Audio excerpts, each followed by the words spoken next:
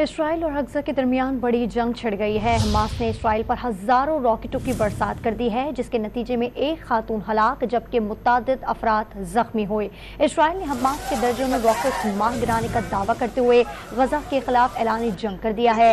Hamas کے حملوں کے بعد اسرائیل نے بھی غزہ پٹی پر فضائی اور زمینی حملے شروع کر دیے ہیں۔ اسرائیل نے سرحدی علاقوں میں اینٹی راکٹ سسٹم نصب کر دیا ہے۔ آپ کو اپڈیٹ کریں کہ حماس نے اسرائیل پر ہزاروں راکٹوں کی برسات کر دی ہے، جس کے نتیجے میں ایک خاتون ہلاک جبکہ متعدد افراد زخمی ہوئے۔ اسرائیل نے حماس کے درجنوں راکٹس مار گرانے کا دعویٰ کرتے ہوئے غزہ کے خلاف اعلان جنگ کر دیا۔ حماس کے حملوں نے بعد اسرائیل نے بھی غزہ پٹی پر فضائی اور زمینی حملے شروع کر دیے۔ اسرائیل نے سرحدی علاقوں میں اینٹی راکٹ سسٹم نصب کر دیا ہے۔ حماس نے اسرائیل پر ہزاروں راکٹوں کی برسات کر دی، جس کے نتیجے میں ایک خاتون ہلاک جبکہ متعدد افراد زخمی ہوئے ہیں۔ اسرائیل نے حماس کے درجنوں راکٹس مار گرانے کا دعویٰ کرتے ہوئے غزہ کے خلاف اعلان جنگ کر دیا۔ حماس کے حملوں نے اسرائیل سے بھی غزہ پٹی پر فضائی اور زمینی حملے شروع کر دیے۔ اسرائیل نے سرحدی علاقوں میں اینٹی راکٹ سسٹم نصب کر دیا۔